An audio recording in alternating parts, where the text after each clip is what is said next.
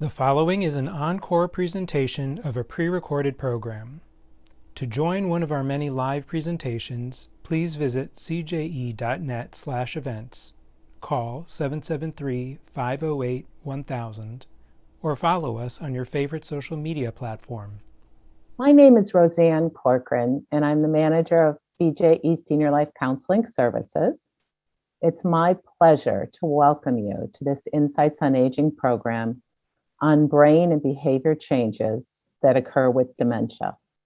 This is part one of a two-part series. The second part of this program, called Providing Care to People Living with Dementia, which will also be done by our same speaker, will be offered on November 12th at 11 a.m. As with all of our Insights on Aging programs, both of these programs in this series will be recorded and available on our website for future viewing. These monthly community education programs are part of an effort by CJE SeniorLife and our Counseling Services program to highlight important aging and mental health issues that we hope will provide essential information to the individuals and families that we serve. If you have any ideas about other programming that we should offer, please do let us know.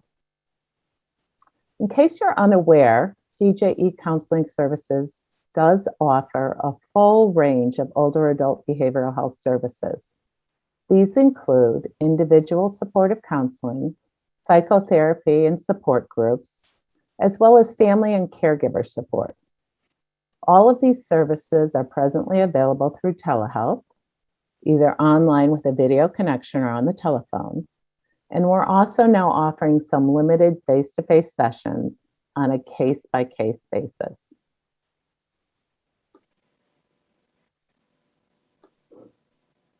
Since this program is being recorded to be shared publicly, there are some higher privacy features in place, and your live participation will be anonymous.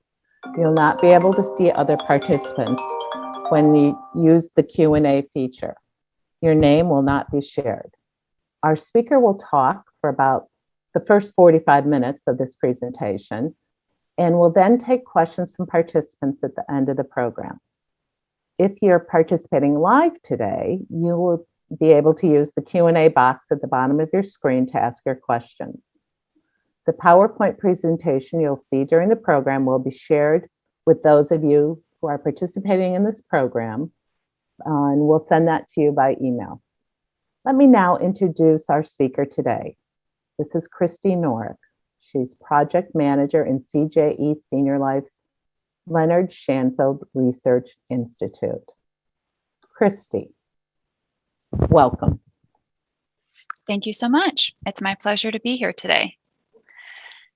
I'm excited to talk with everyone and share these ideas and strategies. A lot of this comes from the Positive Approach to Care, which was developed by Teepa Snow, an occupational therapist. Today, we're going to go over what dementia is and how it changes the brain. And then we're going to talk about communication strategies to use when you're interacting with a person who's living with dementia. Then at the end, I'll share some resources. And again, please use that Q&A feature to ask questions, share ideas. So dementia is an umbrella term. It includes several different diseases that can impact the brain and result in symptoms around cognition. Although there are many different types of dementia, there are four things that all types of dementia have in common. So the first one is that at least two parts of the brain are dying. Dementia keeps changing and getting worse. It is a progressive disease. There is no cure or fix currently. And the final truth is that this is a terminal condition. Eventually, the brain will be so damaged that it's not able to support life in the body with vital functions such as breathing, swallowing.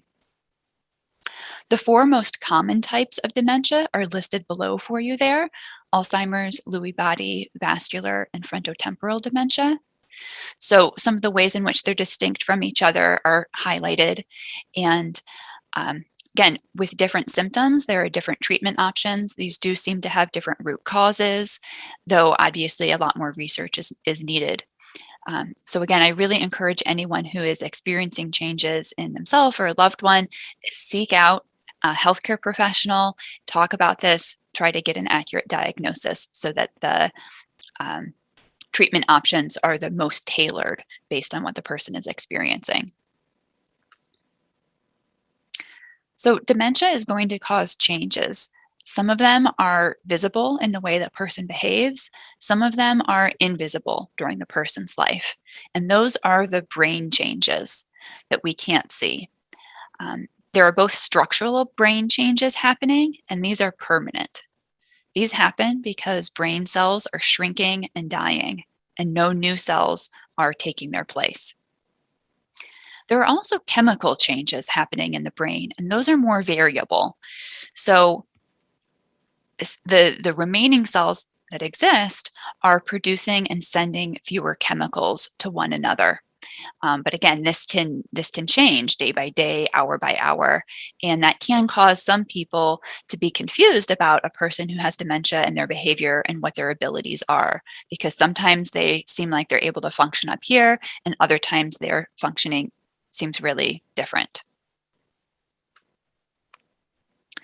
I also want to distinguish mild cognitive impairment from dementia.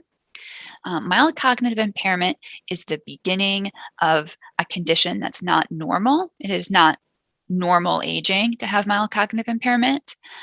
This would show up in symptoms related to memory, language, a person's behavior, and motor skills. These changes may be subtle enough that they're not noticeable to other people in the person's life, but they would definitely be noticeable to that person.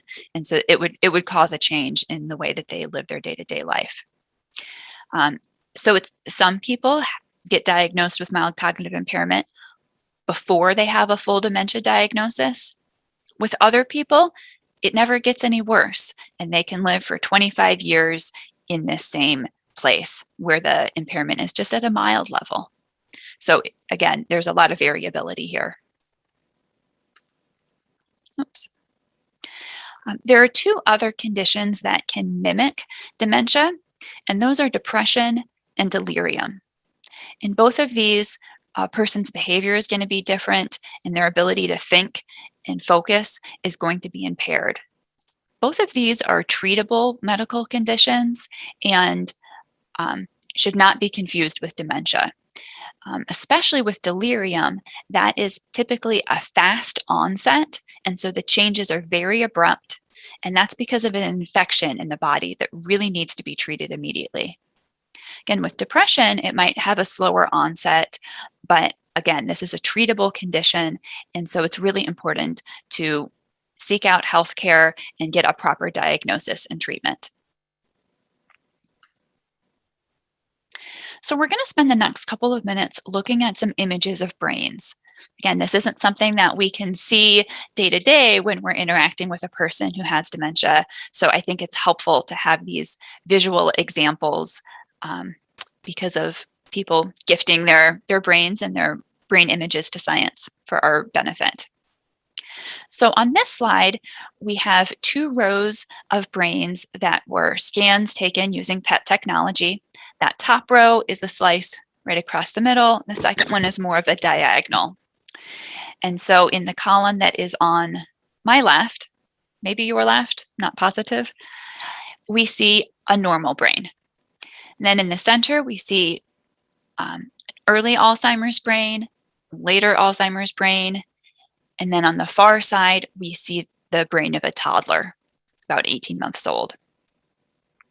So the different colors in these brains show where glucose is being used. So that's really where is the brain doing its work and consuming energy to make all of those connections.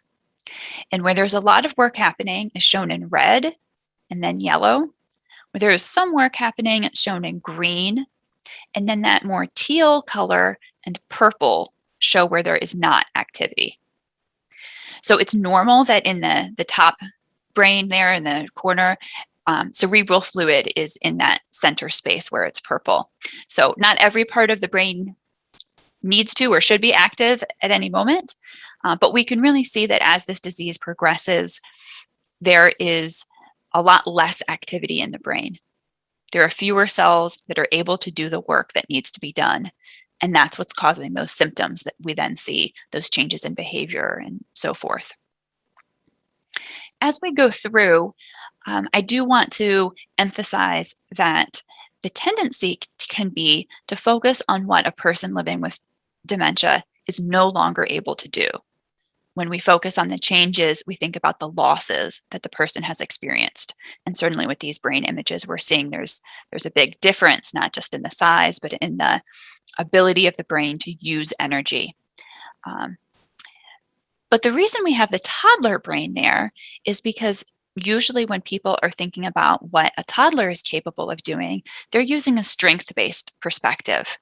And that's what I want to encourage us all to do when we're thinking about interacting with a person living with dementia. Instead of focusing on what the person can't do, let's go ahead and focus on the abilities that they do have and build from there and really create a supportive environment so that they are able to use what they still have.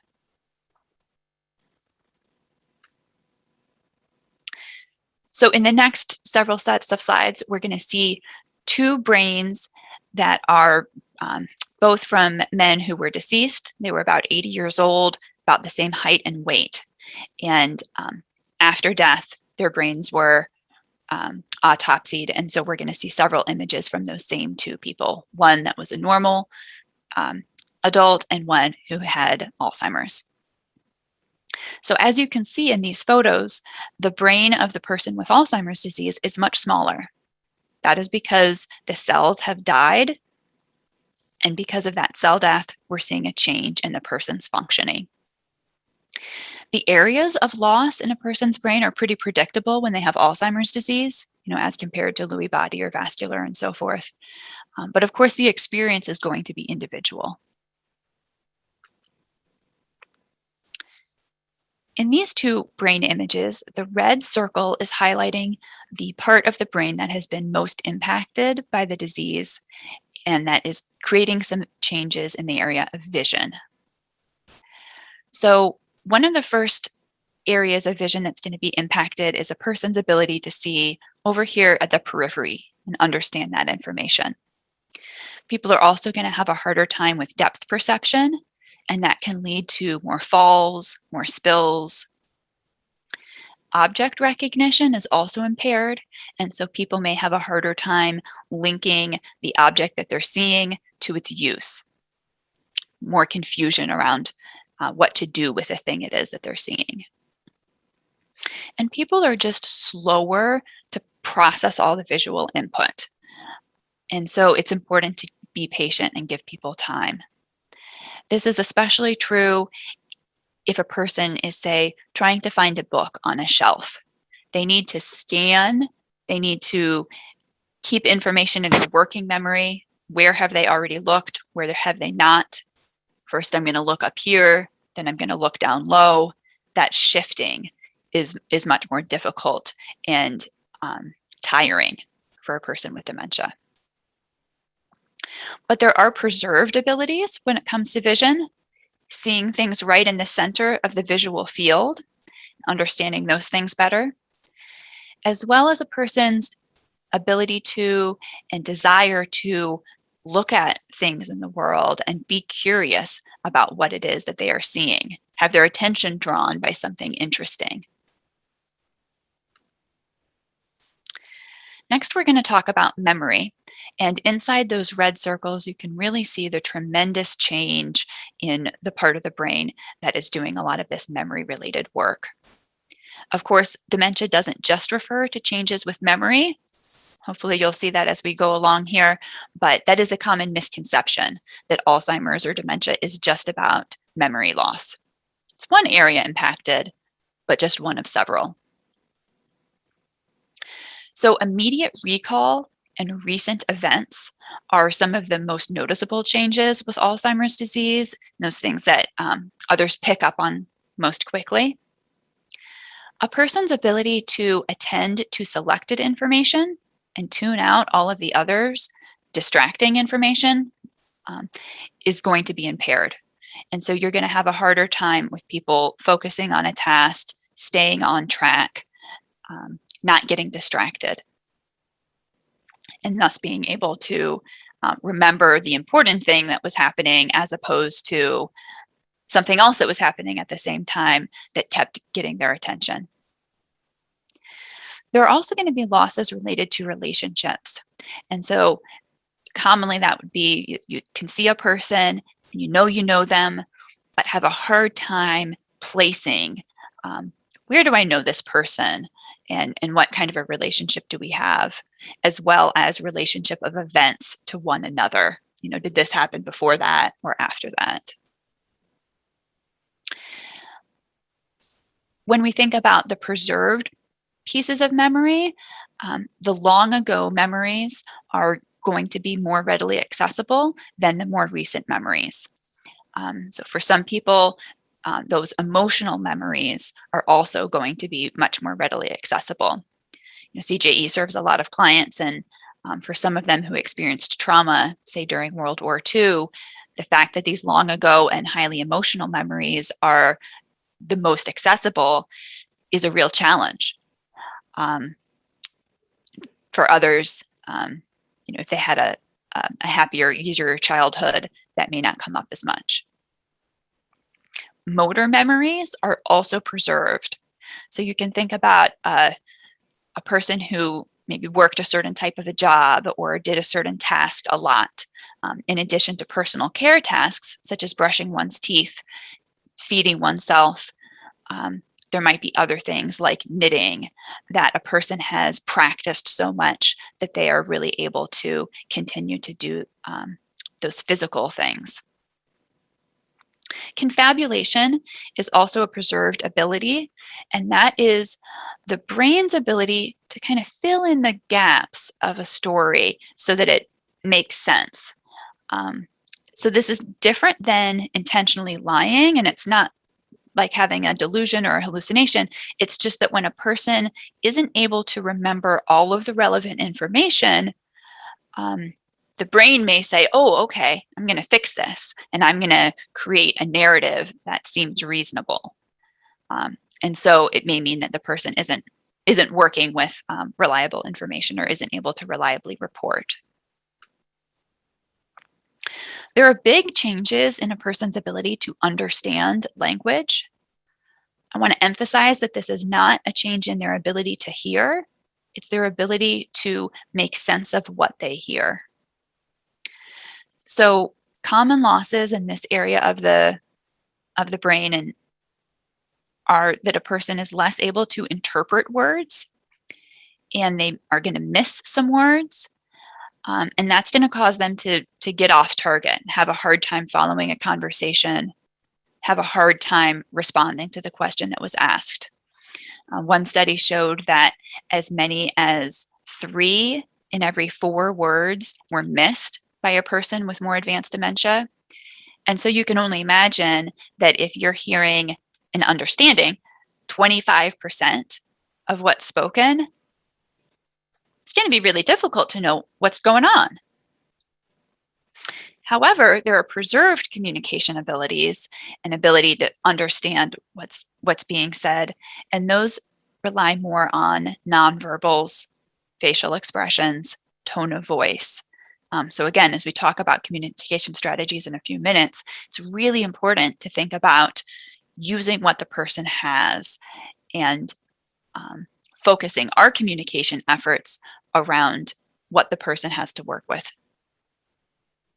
We also find that people can learn how to cover when they are not understanding.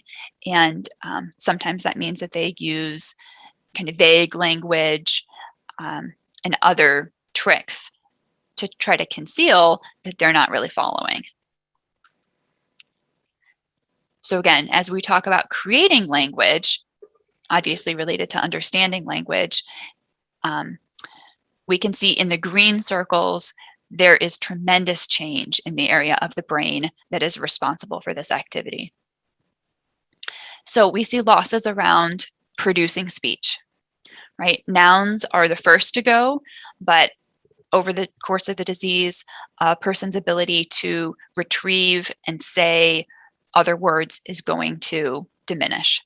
So they may use vague language, give me something, hand me that thing, because they can't think of the specific word for the thing they want. So they may have some fallback phrases that they use a lot. We might also see what clinicians refer to as word salad, where a person is speaking individual recognizable words, but they aren't forming any meaningful sentences, just one word after another with no relationship to each other. And so you can see the person is trying to communicate, but it's very difficult for others to know what that message is supposed to be. And so all of these losses make it hard for a person to make their needs known. There are preserved abilities, however. Some of those are related to rhythm and music. And so for people, especially who have a history with singing or prayer or poetry, those phrases and that rhythmic language production is often easier. So you've probably heard stories about a person who's no longer speaking, but when someone sits down at the piano and starts playing hymns, they sing all the words. It's a different part of the brain where we store that type of knowledge and ability, and that rhythm allows it to be more easily retrieved. Also, automatic speech, like chit chat, just, hey, how are you? How's the weather today? Oh, good. How are the kids? Is going to be easier for people. And so that may make it harder for acquaintances or other people that they don't see too much or have involved conversations with to notice changes in this person's ability to create language. Also, there are other types of words that are, again, stored in a different part of the brain and are more easy to retrieve as this disease progresses. And those include swear words, sex talk, forbidden words like racial slurs. And often you'll hear somebody say, oh gosh, my wife would have never said that 5 years ago. I don't know why she's saying that now. And you're absolutely right. She wouldn't have said it 5 years ago. But at this point, that is her brain doing the best it can to find a word. We also see sensory changes. Again, these red circles on the slices of the brain show just tremendous changes, the loss of brain matter there. And those result in a reduced awareness of the body and the position, and ability to identify where there is pain and to express that specifically. So again, that can make it harder for folks who are trying to, provide care, provide treatment, say in a hospital setting. But there are preserved abilities. Up to 4 areas of the body can be sensitive at any given time, and some of them may be hypersensitive. The most sensitive parts of a person's body are the lips, tongue, and mouth, palms of the hand and the fingertips, soles of the feet, and the genitalia. So again, that's important to keep in mind that those are the areas that a person may be most reactive to when they are receiving care, such as bathing. And sometimes people have a lot of need for sensation. And so you might see people doing a lot of, sort of hand wringing or other things to get that sort of sensory input. We see changes in a person's ability to care for themselves, and typically beginning and finishing a task is going to be the most challenging. And people are not going to be able to get themselves started and recognize when they're done independently. Tool manipulation is also something that diminishes over time. And so, you may see people who are better able to feed themselves finger food as opposed to using utensils. And sequencing is also a common loss where a person isn't able to figure out what step 1 should be, what step 2 should be, what step 3 should be. Gets mixed up. Preserved abilities, though, are the motions, the actions, the doing part of an activity. So often once you get somebody set up, then they're able to execute. But then you need to be there alongside with them to help them terminate that activity. Cues also are very important, and with appropriate cueing, people are often able to do a lot of things independently, even if they're not able to start and stop them independently. You can think about the example of getting dressed. What do I need to put on first? First my underwear, then my pants, then my belt. And that may be too much for a person to think of on their own. But if they're handed their underwear, then they're able to do that part of the activity. Then you hand them the pants. And again, that motion is something that is a preserved ability. We see a lot of executive functioning changes, and that can come up with feeling more paranoid or more easily distressed. And again, if you can imagine that you're not able to make sense of the world around you as well as you used to be able to, it's not hard to understand that a person may be feeling more paranoid or fearful. They may also be grieving the loss of their abilities. The majority of people with dementia, at least in the earlier stages, do have self-awareness about what's going on and maybe processing that. Related, we see some people withdraw from activities. Some of those folks are recognizing that they're not able to do the activity as well as they used to, and it's maybe no longer fun for them. Other people may be trying to conceal the fact from others that they're not able to do what they once were. And we see decreased judgment and reasoning. So again, planning, executing, and finishing tasks is something that is going to be too much for most people as this disease progresses. We need to give people opportunity to participate in smaller bite-sized pieces as opposed to doing the whole thing. We also see poor impulse control, and that can make it easy to take advantage of someone who is living with this disease. So it's important that people are looking out and no bad actors are involved. All right, so that's the first segment where I really wanted to highlight those changes that are happening and why they're happening because of those brain changes.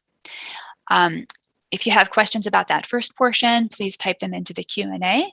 And now we're going to move on and we're going to talk more about communication strategies and how to be more successful when we're interacting with people living with dementia. The first thing I want to do here is show a video from Teepa Snow. So bear with me one moment while I stop sharing this screen and start sharing a new screen, please.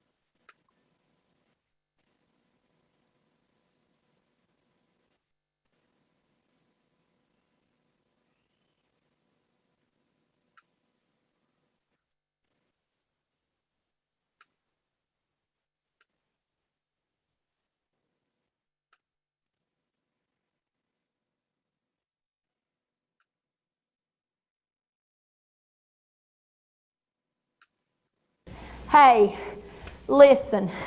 Hey, baby, did I ever tell you I was from West Virginia? Yes, you did. That's very nice. I did? Yes. When did I tell you that? I didn't tell you that. Who's been talking about me?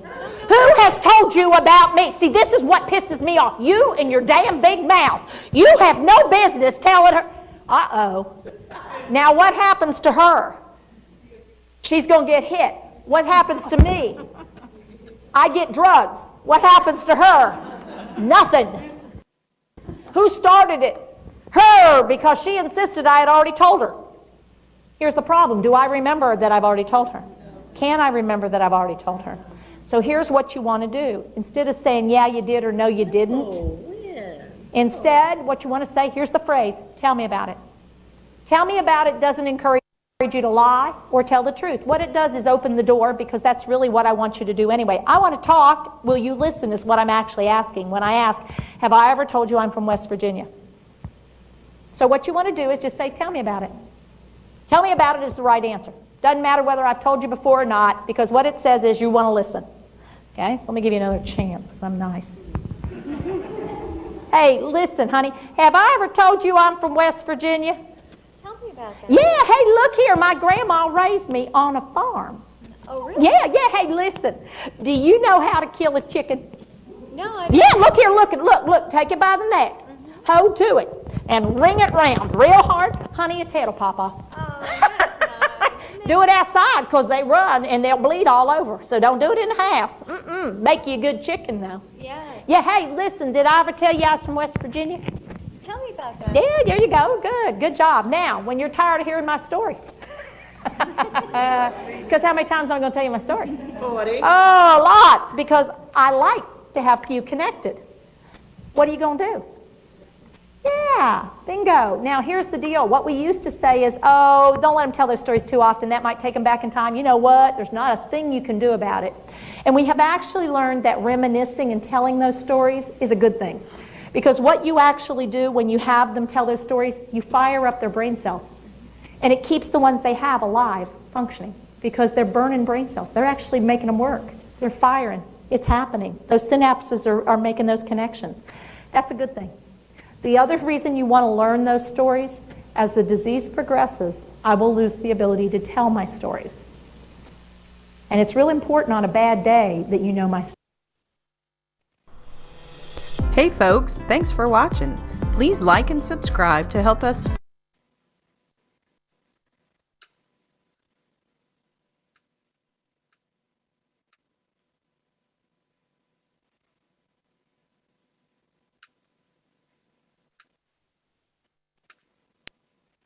All right, do I still have everybody? Okay. So that was a little clip from one of Teepa Snow's training programs. Again, she is the person who came up with the positive approach to care. And we're going to talk a little bit more about some of those communication strategies that she was suggesting. So first of all, you want to be friendly in your tone of voice. Again, that is a preserved ability that a person living with dementia has. They can pick up on your tone, your body language, and so it's really important to convey that you're happy to be with them, you're happy to be having the conversation, as opposed to being bossy or critical. A deeper pitch of voice is better. It's usually easier for older people to hear, and a slower speed of speech is better. It's not only going to give the person time to process what you are saying, but they also need time to come up with an answer. So not only saying each individual word a little bit more slowly, but also waiting more between phrases, between questions. And the number one tip that I can say is using reflective listening is really important. So here are some examples of reflective listening. The tell me about it is, what we just saw Teepa doing. That's not reflective listening, but that is opening the door for more discussion. And again, it doesn't rely on facts. It's not about who's right or wrong. It's just giving that person the opportunity to know that you're receptive. Other phrases, I hear you saying, you want such and such. So if the person says, for example, I want something, it's less helpful to say, okay, what do you want? Usually if they were able to come up with the word of the thing that they want, they would have said that word. They wouldn't have used a general something. It's better to respond, you want something right now. And then that lets them know that you're listening. It gives them more time. Again, it's a friendly start so that they're not going to maybe feel defensive if someone's saying, well, what is it that you want? Right? Another phrase that can be helpful when a person is asking for something that maybe you're not able to give them right now is, before we do whatever it is they're asking for, I need your help with something. People need to be needed. And again, as much as we can involve the person, active participation, helping to do something, that's positive. The phrase, I'm sorry, also goes a long way. Some things that are not usually helpful are the phrase, calm down. When a person is agitated, being called out for being agitated is not usually helpful. And again, any of these phrases that are kind of scolding them for asking the same question over and over, or are putting them down for not being able to remember, are not going to be helpful. And those questions that are trying to force them into the here and now and prove that this is correct, it's usually not helpful. So again, if somebody is saying that they want to go home and they're already in their home, trying to convince them that this really is their home is probably not going to work. Better to either get the person to talk with you more about their home, or to redirect, but not try to force them into the here and now. We're going to go ahead and watch one more video clip now. So again, I need you to give me one moment, please, while I come up with the new one.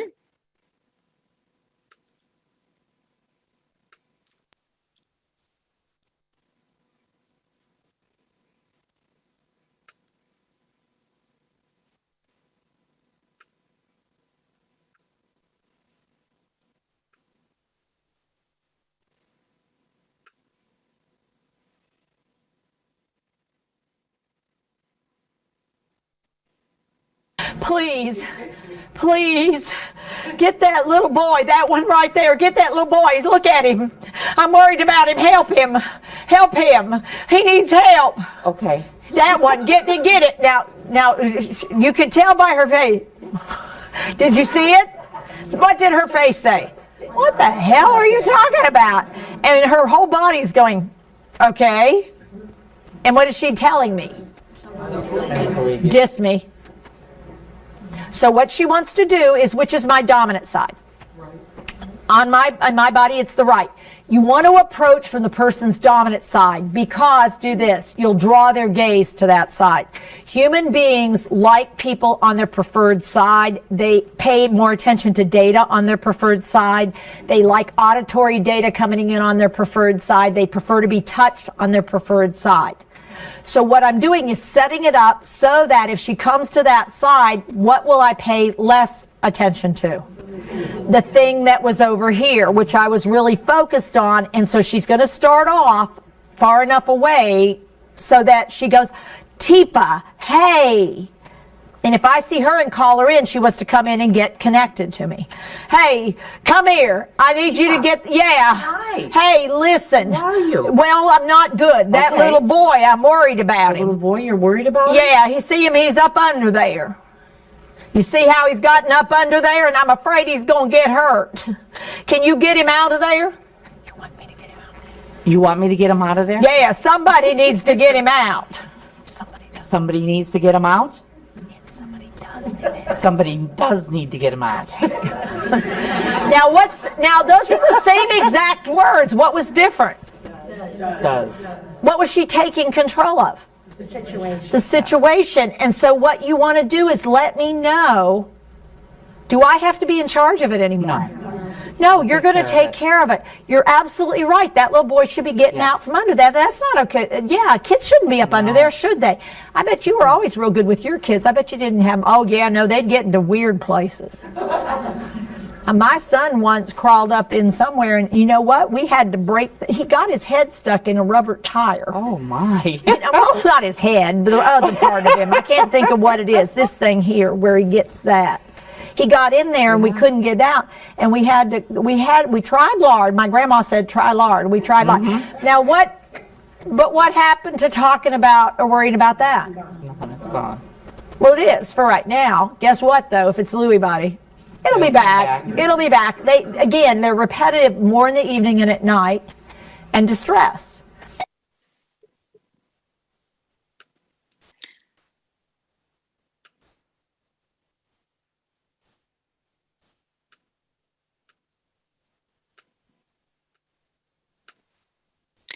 All right, so that second video showed Teepa doing some additional communicating with someone who was having a hallucination. And what she was really coaching that nurse to do is reflective listening.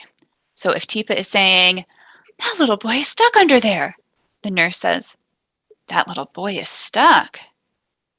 So you're repeating back, you're letting the person know that you are engaged, you're listening, you're involved, and using your tone of voice and emphasis, you can work with the person. Some additional tips when you are trying to get a person to do something. So we want to give a short, direct message. Fewer words, the better. Keep it in the here and now. Not what are we going to do in 2 hours, what's happening right now. Provide simple choices. Make sure all of those choices are ones that you can live with. Ask the person to help you. Break the task down, give it one step at a time, and to the greatest extent possible, use lots of visual cues to help the person understand, what are the 2 choices they're being given? What is it that you want them to do next? Use your body with them to try to get them to see it, because we know that ability to understand language becomes so impaired. Only ask a question like, do you want to have dinner? If you're willing to accept the answer, no, I'm not hungry yet, right? If the person is distressed, again, you want to use the body language, facial expression, tone to convey your concern. You don't want to act like the person is crazy. You want to be respectful. You want to be careful about personal touch and space. Trying to get right up in somebody's face when they're distressed is not a good idea. And really listening and trying to figure out what the person is really trying to tell you. What is the underlying need or want? And again, we want to avoid using forced reality or lying, and when possible, to redirect or distract to something that is safe. So if what you're doing isn't working, don't just keep doing it, right? Stop. Try to think of some other options, maybe reach out for some help, and then reapproach when you have a different strategy in mind to try. So again, people living with dementia are experiencing all kinds of changes in their brains, and those are going to make themselves known in the way the person is acting and moving through the world. So as care partners, it's our job to look, listen, offer, think. We always want to use visual cues, then verbal cues, then physical cues to make it feel safest and allow the person to be as independent as possible. And again, really want to emphasize that we need to match the support that we're giving them to align with the person's abilities, the abilities that they have right now. All right, so again, we want to do our best to really understand what's going on with the person as their ability to communicate to us in specific language diminishes. So I have a couple of resources, but I do want to go ahead and make sure I leave enough time for questions here. So I'm going to go ahead and click through these resources for people to take a quick look. But then I'll go ahead and stop sharing my slides, encourage you to use the question and answer feature to submit your questions. And here's the contact information for both myself and Roseanne. And I'm going to go ahead and stop sharing my slides for the moment so that we can maybe discuss a little more.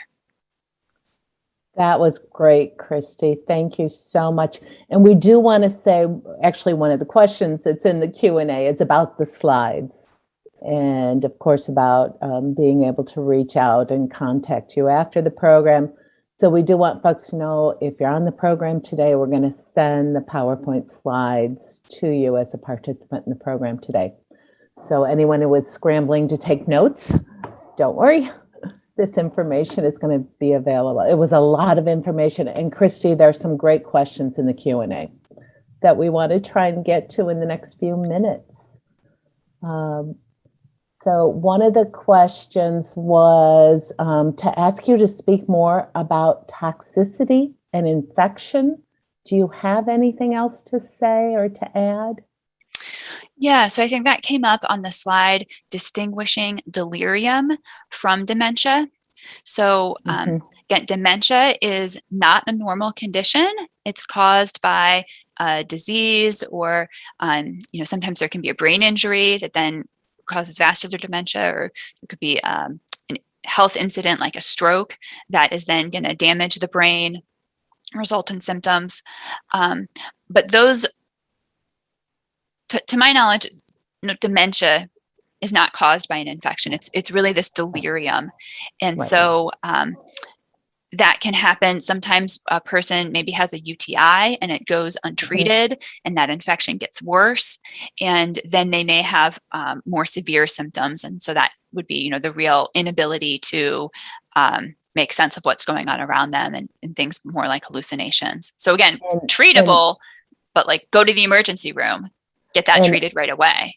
Actually, our program last month was Margaret Danilovich talking about delirium. So the recording of that program is available on our website. So that was a big focus of last month's program, so that we had a lot of information, an hour's worth of information provided on delirium and distinguishing that. So anyone who needs that link, but you can go to our website and find that on our counseling services page on additional resource. The recordings of all these programs are there. As well, we want everyone to know the recording of today's program will be there in a couple weeks. And then another question that came up is mild cognitive impairment, which can be improved, a precursor to dementia if steps are not taken to improve it? So it's less about whether treatment is provided and more about the individual case. It's more of a case-by-case basis. So one individual may have mild cognitive impairment and it never progresses. They don't do anything differently, but just for them, they don't have the disease of dementia. So again, we don't have enough research yet about what the root causes of these different types of dementia are, but there are some things that can be done that can forestall the progression. So you probably all heard about the new medication for Alzheimer's disease that was recently approved by the FDA. So they were saying people who are in the earlier stages are probably the ones that would see the most benefit from that. So an individual healthcare provider would need to decide with a patient, is this presenting more like mild cognitive impairment, or is this presenting more like early Alzheimer's disease, and then come up with a treatment based on that. But the main thing that I wanted to get across is that, sometimes people have mild cognitive impairment and it progresses. Sometimes it doesn't. Yeah, really important. Another question is, this person is wondering if someone has ADHD or a learning disability, would they have an onset potentially faster than someone who did not have ADHD or a learning disability? Yeah, so I haven't seen any research about those. The one is with Down syndrome. People with Down syndrome are more likely to get Alzheimer's disease and at a younger age. But I'm not aware of any other intersections like that. And certainly we do want to put this disclaimer out there that people should be seeking this information from their doctor, from a neurologist, from a qualified memory care professional, that these are great questions, and certainly we want more information, and do continue to seek additional professional guidance and support on these issues. Another question is, has anyone discovered what the chemicals are that affect the synapses when a person cycles in and out of being alert? Is there a way to supplement the chemical milieu to improve their alert times? Yeah, I understand what the person is asking, because we were talking about those chemical changes in the brain that are more variable. And so again, I understand what this person is asking. I don't have the answer to that.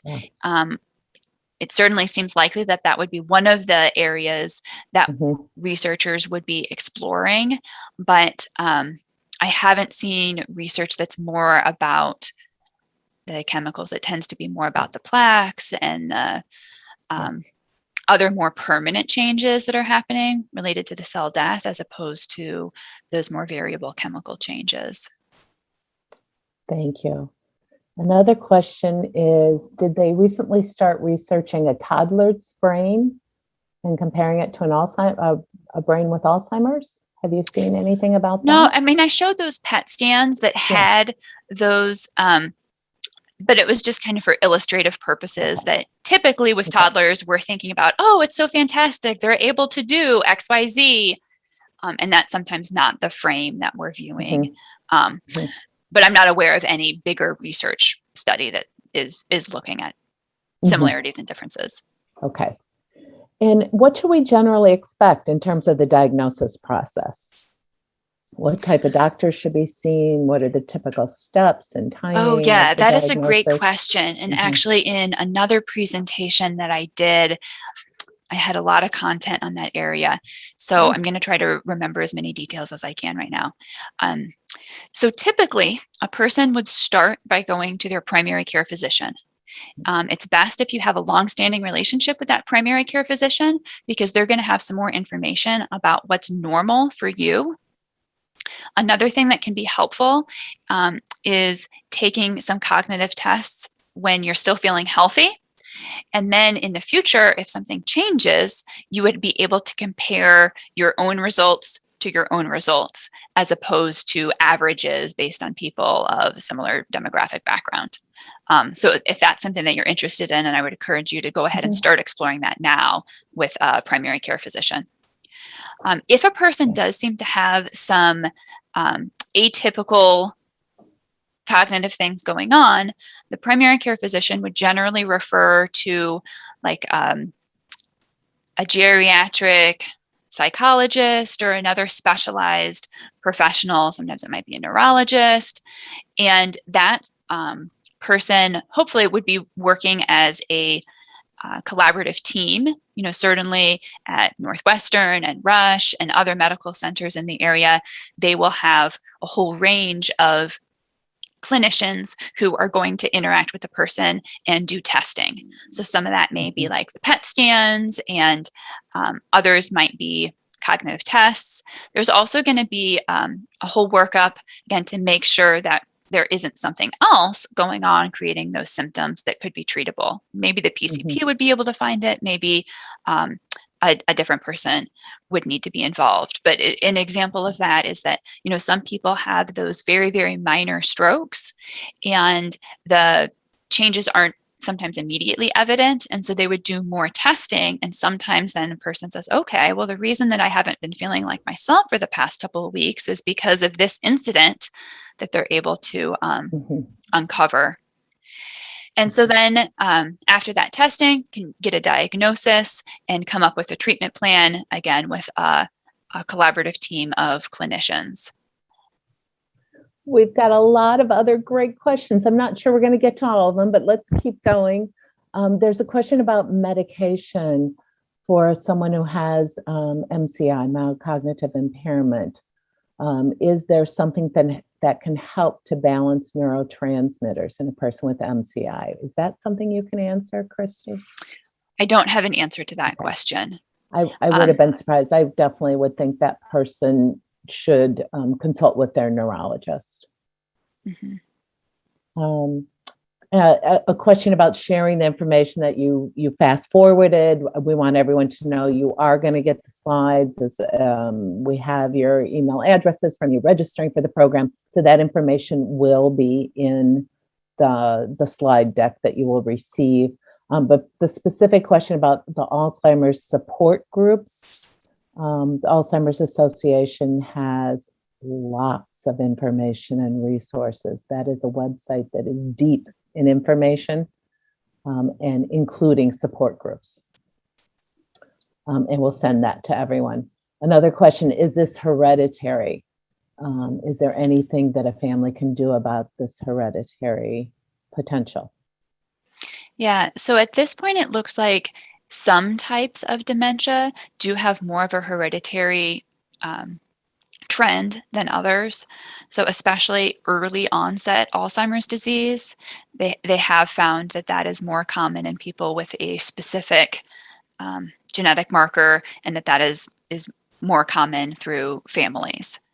And unfortunately, it seems like the best thing that those people and impacted families or with that biomarker can do is, enroll in trials and really be observed by clinicians and do frequent testing so that they can have an earlier diagnosis if it is something that develops, and get some earlier treatment with those drugs that are thought to slow the progression.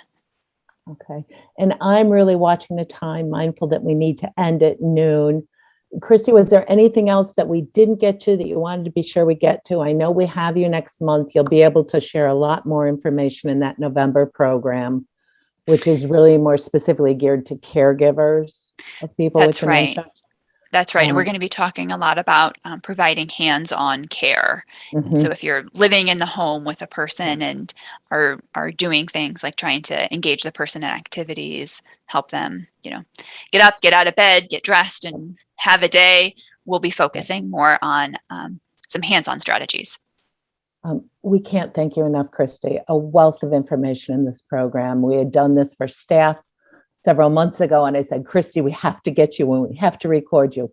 We are going to put this recording on the website. It will be available. It may take a week or two for us to get it transcribed, but we will get it on the website. It will be available.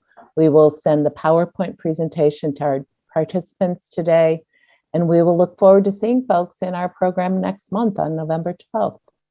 So with that, we're going to end our program. Thank you so much. Thank you.